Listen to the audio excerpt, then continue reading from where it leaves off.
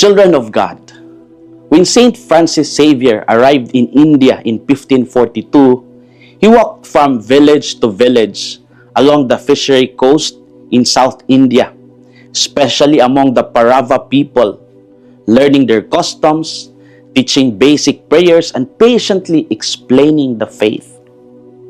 Saint Francis Xavier baptized thousands, sometimes in large numbers. He would ring a small bell to gather children and adults, taught them the Creed and the Lord's Prayer, and invited them into a new life in Christ. For him, baptism was the doorway to discipleship and mission. By the end of 1544, he reached the western shore of India, and in November and December of that year, he is reported to have baptized 10,000 persons. Wow!